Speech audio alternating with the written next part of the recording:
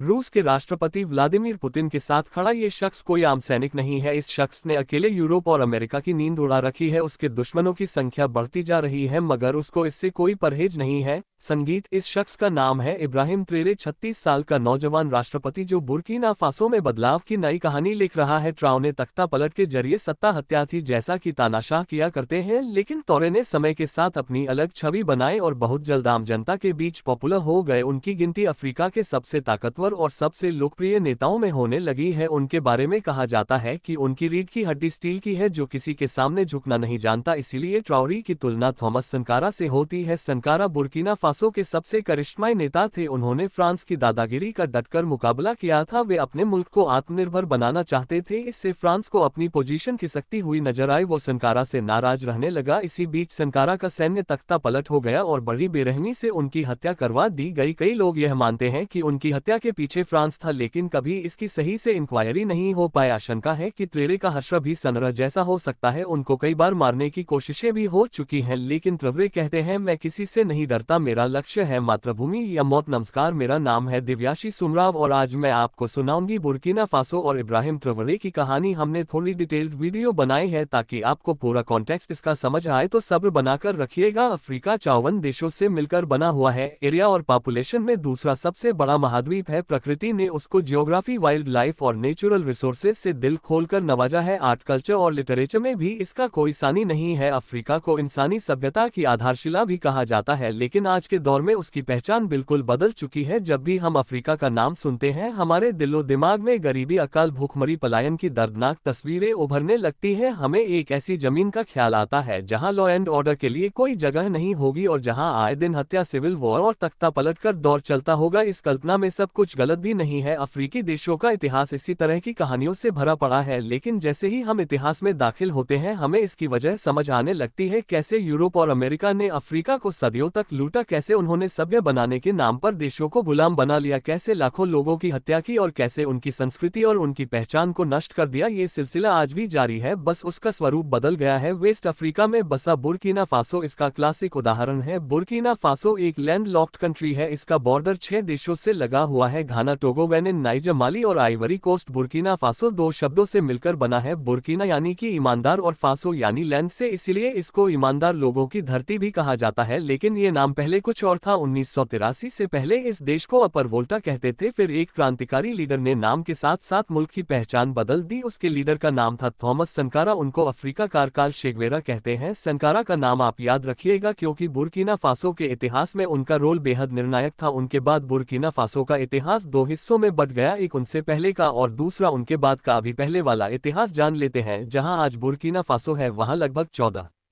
14,000 साल पहले घुमंतू कबीलों का बसेरा था। उनका गुजारा शिकार करके होता था। आगे चलकर यह कबीलों का हिस्सा बने। उन्होंने खेती और धातु बनाने जैसे काम किए और समय के साथ आपस में व्यापार और गवर्नेंस का सिस्टम भी बनाया। फिर 1000 ईस्वी के आसपास मोसाई साम्राज्य का उदय हुआ। इनके पूर्वज घाना से आए थे। उन्होंने ओगाडुगो को अपना सेंटर बनाया। ओगाडुगो आज के समय में बुर्किना फासो की राजधानी है। मुसाई लोग वॉरियर कबीले थे। उनके पास ताकतवर सेना थी और धन धान्य में उनका कोई सानी नहीं था। इसकी बदौलत उन्होंने बुर्किना फासो के बड़े हिस्से को कंट्रोल कर लिया। उनका अपना पॉलिटिकल सिस्टम था और उनके आसपास के देशों के साथ डिप्लोमेटिक संबंध भी थे। सब कुछ ठीक चल रहा था। फिर 19वीं सदी आ गई और यूरोप के देशों के बीच अफ्रीका को लूटने का कंपटीशन शुरू हुआ। इसको स्क्रैम्बल ऑफ अफ्रीका कहते हैं। स्क्रैम्बल का शाब्दिक अर्थ है छीना झपटी, यानी जल्दबाजी में कोई चीज लेकर भागने की कोशिश करना। 19वीं सदी के आखिर में यूरोप के देश अफ्रीका महाद्वीप यही कर रहे थे। यूं तो जब से एज ऑफ एक्सप्लोरेशन शुरू हुआ तभी से अफ्रीका यूरोपियंस की नजर में था, लेकिन शुरुआती दौर में उनका लालच गुलामों तक सीमित था। फिर 18वीं और 19वीं सदी में यूरोप और अमेरिका में इसके खिलाफ आंदोलन हुए, जिसके चलते दास प्रथा पर रोक लगानी पड़ी। तब उन्होंने नए संसाधनों पर ध्यान लगाया। गुलामों की खरीद बिक्री के लिए यूरोपियंस लोकल ट्रेडर्स पर ज्यादा निर्भर थे। उनका कंट्रोल तटीय इलाकों तक सीमित था। वे अंदर की तरफ नहीं जाते थे। जो सौदा होता था वो समंदर के तट पर ही कर लिया करते थे। लेकिन गुलामों का व्यापार बंद हुआ तो वे अंदरूनी इलाकों में जाने लगे। वहां उनकी नजर साधन संपन्न साम्राज्यों पर पड़ी। उन्हें पता चला कि असली खजाना तो अंदर छिपा हुआ है। वहां नेचुरल रिसोर्सेज की भरमार थी। यूरोपियंस को अपनी फैक्ट्रियों के लिए रॉ मटेरियल्स का सोर्स मिल चुका था, वे उस पर डायरेक्ट कंट्रोल चाहते थे, इसीलिए उन्होंने पूरी ताकत से अफ्रीका को लूटने की कोशिश शुरू की। लेकिन लुटेरों की संख्या ज्यादा थी, यूरोप का हर एक ताकतवर देश ज्यादा से ज्यादा हिस्सा चाहता था, इसके चलते उनके इंटरेस्ट आपस में टकराने लगे और जंग की स्थिति बनने लगी। इससे बचने के लिए उन्होंने एक रास्ता निकाला। साल था 1884, तारीख 15 नवंबर, जगह 77 विलियम स्ट्रीट, बर्लिन, जर्मनी के चांसलर ऑटो वॉन बिस्मार्क ने अपने घर पर एक कॉन्फ्रेंस बुलाई। इसमें 14 देशों के प्रतिनिधि पहुंचे, इसमें अमेरिका भी आया था। बाकी के 13 देश यूरोप के थे, यूरोप से बस स्विट्जरलैंड नहीं पहुंचा था। इस कॉन्फ्रेंस में अफ्रीका का भविष्य तय किया जा रहा था, लेकिन अफ्रीका से एक भी प्रतिनिधि टेबल पर नहीं था। जब जंजीबार के सुल्तान ने बर्लिन जाने की इच्छा जताई, ब्रिटिशर्स ने उनका प्रस्ताव हंसी में उड़ा दिया। बर्लिन कॉन्फ्रेंस 104 दिनों तक चला। 26 फरवरी 1885 को जब ये कॉन्फ्रेंस खत्म हुआ, तब तक लगभग पूरा अफ्रीका बच चुका था। सिर्फ 2 देश इससे बच पाए, इथियोपिया और लाइबेरिया। बाकियों का भविष्य पेंसिल की नोक से खींचा जा चुका था। मर्डन कॉन्फ्रेंस से पहले अफ्रीका के 20% हिस्से पर यूरोपियन पावर्स का कंट्रोल था। महज 5 बरस बाद 90% इलाका उनके कंट्रोल में जा चुका था। इस बंटवारे में बुर्किना फासो का इलाका फ्रांस के हिस्से में आया। यहाँ से वोल्टा नदी निकलती है और नीचे की तरफ बहती हुई घाना और दूसरे देशों में जाती है, लेकिन वहाँ तो मूसाई किंगडम का शासन था। वे फ्रांस की गुलामी स्वीकार करने के लिए तैयार नहीं थे। तब फ्रांस ने उन पर हमला कर दिया और 1896 में उसने ओगाडुगो पर कब्जा कर लिया। इसी के साथ मूसाई साम्राज्य का पतन हो गया और यह इलाका फ्रेंच वेस्ट अफ्रीका का हिस्सा बन गया। वेस्ट अफ्रीका में फ्रांस की कॉलोनी को फ्रेंच वेस्ट अफ्रीका का नाम दिया गया था। फ्रांस ने वोल्टा नदी के आधार पर इस इलाके को अपर वोल्टा का नाम दिया। फिर 1932 में फ्रांस ने अपर वोल्टा को भंग कर दिया और उसकी जमीन को माली, नाइजर और आइवरी कोस्ट में बांट दिया। इस तरह अपर वोल्टा का अस्तित्व खत्म करने की कोशिश की गई, लेकिन दूसरे वर्ल्ड वॉर के बाद स्थिति बदली। लड़ाई की शुरुआत में फ्रांस हार चुका था, फिर ब्रिटेन और अमेरिका ने मिलकर उसको बचाया। फ्रांस वर्ल्ड वॉर का विजेता तो बना, लेकिन उसकी हालत खराब हो चुकी थी। वह अपनी कॉलोनीज में मनमानी चलाने की हालत में नहीं था। जब दबाव पड़ा तो 1947 में उसने अपर वोल्टा को फिर से स्थापित किया। अपर वोल्टा पर फ्रांस का शासन 1960 तक चला। इन 64 वर्षों में उसने अपर वोल्टा को बुरी तरह लूटा। लाखों लोगों से बेगार करवाया गया, हजारों लोगों की हत्या हुई और उनकी संस्कृति और पहचान को मिटाने की कोशिश भी की गई। सेकंड वर्ल्ड वॉर के बाद फ्रांस की पकड़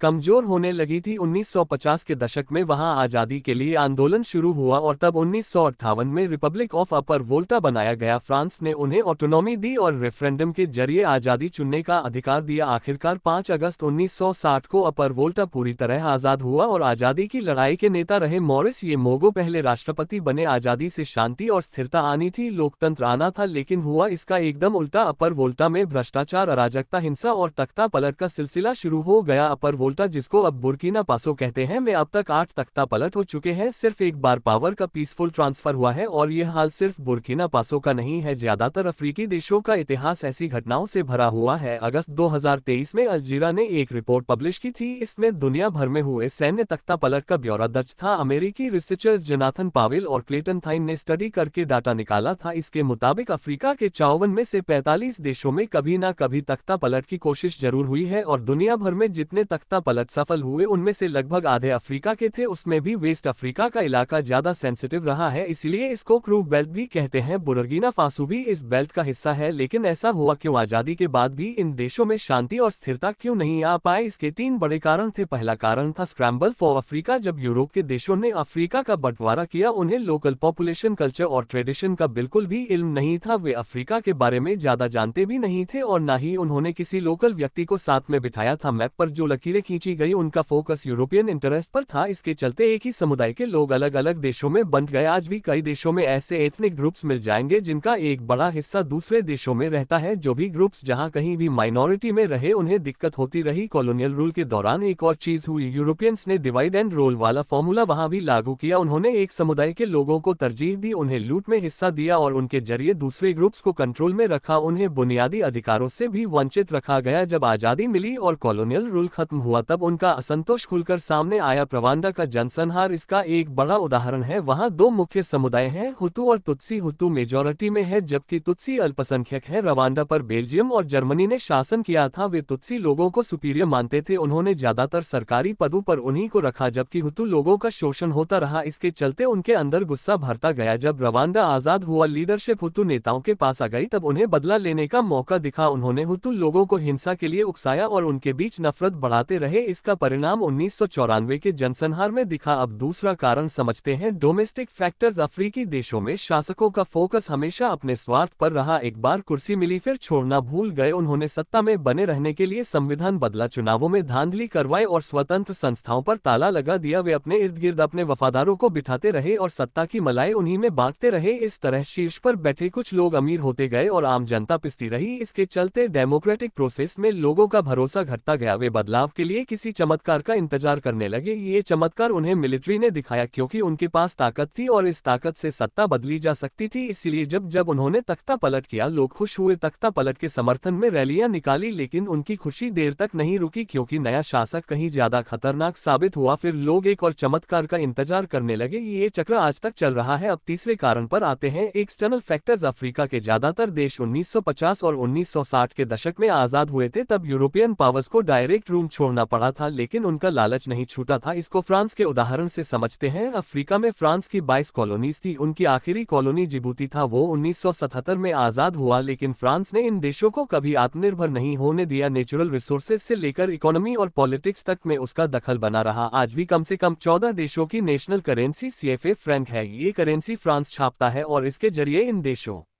की इकोनॉमी को कंट्रोल करता है। कई देशों में फ्रांस ने भ्रष्ट और तानाशाह शासकों का भी साथ दिया। ऐसे शासक जो क्रूरता और दमन के लिए कुख्यात थे, लेकिन वे फ्रांस के हितैषी थे, तो उनके अपराधों को नजरअंदाज कर दिया गया। इसके अलावा फ्रांस अपनी पुरानी अफ्रीकी कॉलोनीज में मिलिट्री भी बेचता रहा, कभी शांति के नाम पर तो कभी आतंकवाद के खत्मे के नाम पर। लेकिन आरोप लगे कि फ्रांस का ध्यान कहीं और था। उसकी दिलचस्पी अपनी पॉलिटिकल और बिजनेस इंटरेस्ट में थी। फ्रांस के ऐसे इकोनॉमिक, मिलिट्री और पॉलिटिकल दखल के लिए एक टर्म का इजाद हुआ, फ्रैंक अफ्रीक। ये नए दौर का उपनिवेशवाद था। इसने फ्रांस को अपनी पुरानी कॉलोनीज को इनडायरेक्ट कंट्रोल करने का मौका दिया। अब बुर्किना फासो पर लौट चलते हैं। वहां भी यही खेल चल रहा था। बुर्किना फासो में पहला तख्ता पलट 1966 में हुआ। उसके बाद 1980 और 1982 में 2 और तख्ता पलट हुए। 1982 वाली घटना में एक नौजवान अफसर ने अहम भूमिका निभाई थी। उसका नाम था कैप्टन थॉमस संकारा। जनवरी 1983 में उसको प्रधानमंत्री बना दिया गया, लेकिन राष्ट्रपति से उसकी बनी नहीं, तो राष्ट्रपति ने हाउस अरेस्ट करवा दिया। थॉमस संकारा का जन्म दिसंबर 1949 में हुआ था। तब बुर्किना फासो अपर वोल्टा के नाम से जाना जाता था और उस पर फ्रांस का कंट्रोल था। संकारा को अच्छी पढ़ाई का मौका मिला। उनके घर वालों ने उन्हें आर्मी में जाने के लिए कहा, क्योंकि वहां अच्छे भविष्य का भरोसा था। 1966 में जब पहला तख्ता पलट हो रहा था, तभी संकारा ने मिलिट्री एकेडमी में दाखिला लिया। वहां से अफसर बनकर निकले और कई क्रॉस बॉर्डर मिलिट्री कैंपेन का हिस्सा भी बने। उन्हीं दिनों संकारा की दिलचस्पी दुनिया भर की क्रांति में हुई। उन्होंने माओ त्से, शेगवेरा, कार्ल मार्क्स और व्लादिमीर लेनिन को पढ़ा। उनके विचारों से बेहद प्रभावित हुए। उन्हें समझ में आया कि मिलिट्री भी पॉलिटिकल बदलाव ला सकती है। फौज में रहते हुए उन्होंने कम्युनिस्ट ऑफिसर्स का एक ग्रुप बनाया था। ये ग्रुप सनरा के प्रति वफादार था। इसके लीडर थे ब्लेस कुम्पोरे। संकारा उनको अपना छोटा भाई मानते थे। 4 अगस्त 1983 को जब संकारा हाउस अरेस्ट में बंद थे, कुम्पोरे ने तत्कालीन राष्ट्रपति जिया बपिस्ता ओद्रागो को कुर्सी से हटा दिया और संकारा को बाहर निकाल लाए। उसी रात संकारा ने national council of the revolution CNR बनाने का ऐलान किया। वो CNR के मुखिया बने। कुम्पोरे को नंबर 2 की पोजीशन मिली। पावर मिलते ही संकारा ने अपर वोल्टा का नाम बदलकर बुर्किना फासो कर दिया और मुल्क को नया झंडा और नेशनल एंथम दिया। ये कॉलोनियल पहचान मिटाने की कोशिश थी। संकारा ने और भी कई क्रांतिकारी फैसले लिए। उन्होंने राष्ट्रपति की सैलरी कम की, सरकारी अफसरों को कम वेतन पर काम करने के लिए राजी किया और भ्रष्टाचार के खिलाफ अभियान भी चलाया। उन्होंने अमीर जमींदारों से जमीन लेकर गरीब किसानों को दी। संकारा में दूर दराज के इलाकों में हॉस्पिटल और स्कूल्स बनवाए। इससे शिक्षा का दायरा बढ़ाने में मदद मिली। 1983 में बुर्किना फासो की साक्षरता दर 13% थी। 4 बरस बाद ये 73% पर पहुंच चुकी थी। संकारा ने महिलाओं के खत्म और बहुविवाह जैसी कुप्रथाओं पर रोक लगाए। उन्होंने महिलाओं को सरकार में शामिल किया। संकारा अनाज के मामले में किसी और पर निर्भर नहीं रहना चाहते थे। उन्होंने विदेशी मदद लेने से इनकार कर दिया। वह कहते थे, जो तुम्हें खाना खिलाएगा वह तुम्हें कंट्रोल भी करना चाहेगा। इसी दौर में उन पर मानव अधिकार उल्लंघन और विरोध कुचलने के आरोप भी लगे, लेकिन दूसरे अफ्रीकी नेताओं की तुलना में संकारा कहीं ज्यादा लिबरल और मॉडर्न थे। उन पर लगे आरोपों को बढ़ा चढ़ाकर इसलिए भी दिखाया गया क्योंकि यह पश्चिमी देशों और संस्थाओं का दखल पसंद नहीं करते थे। थॉमस संकारा ने अफ्रीकी देशों से एकजुट होकर इसका मुकाबला करने की अपील की। वो कहा करते थे, साम्राज्यवाद में शोषण सिर्फ हिंसा से नहीं होता, ये कई दूसरे रूपों में भी आता है, जैसे कर्ज, मदद, ब्लैकमेल आदि। हमारी लड़ाई उस सिस्टम के खिलाफ है जिसमें कुछ चंद लोग पूरी दुनिया पर शासन करना चाहते हैं। थॉमस संकारा हर वक्त मिलिट्री ड्रेस में रहते थे। लाल टोपी उनकी पहचान थी। उनके दौर में बुर्किना फासो तरक्की और नव उपनिवेशवाद के खिलाफ संघर्ष की मिसाल बन गया था, लेकिन ये कारवां बहुत जल्द थम गया। संकारा के के फैसलों ने अफ्रीका से लेकर यूरोप पर अमेरिका में कई लोगों की नींद उड़ा दी थी। अफ्रीकी नेताओं को अपनी कुर्सी पर खतरा महसूस हो रहा था, जबकि फ्रांस को लूट में कमी का डर सता रहा था और अमेरिका को कम्युनिस्ट आइडियोलॉजी फैलने की आशंका थी। लेकिन ये होता उससे पहले 15 अक्टूबर 1987 की तारीख आ गई। उस दिन सनकारा एक मीटिंग में हिस्सा लेने पहुंचे, तभी हत्यारों ने उनके शरीर में 12 बुलेट्स दाग दी।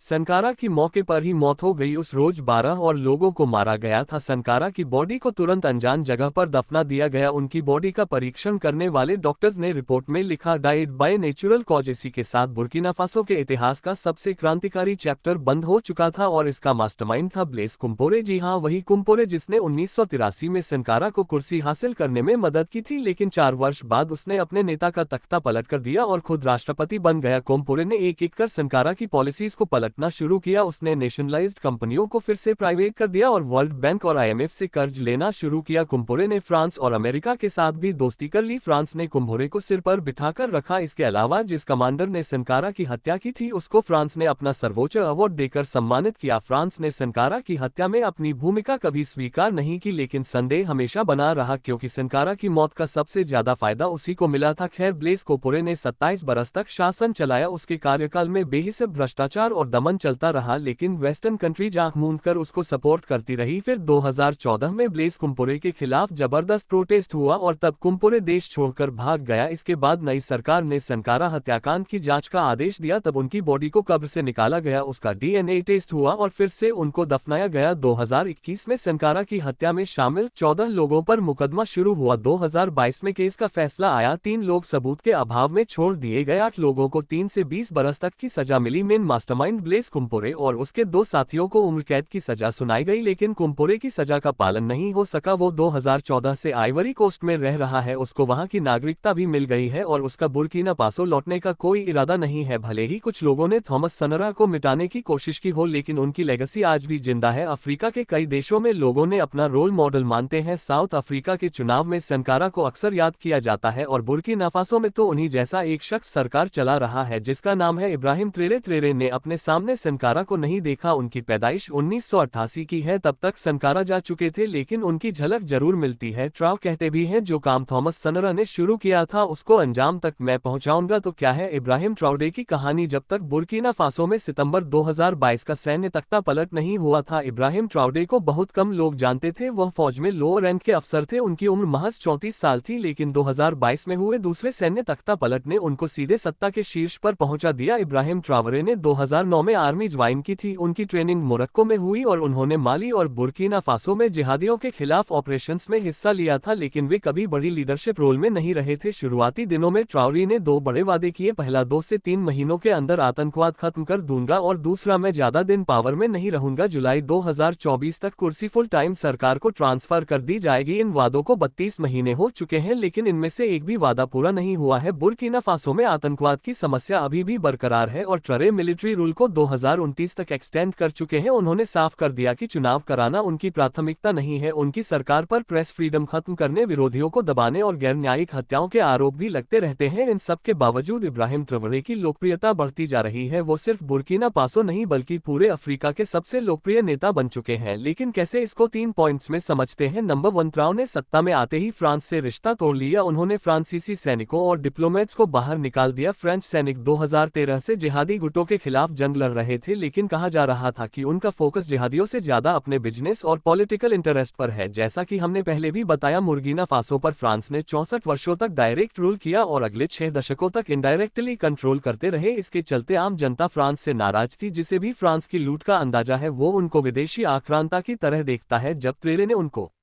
बाहर निकाला तो उसको बुर्किना फासो में नई आजादी की तरह सेलिब्रेट किया गया। अब चलते हैं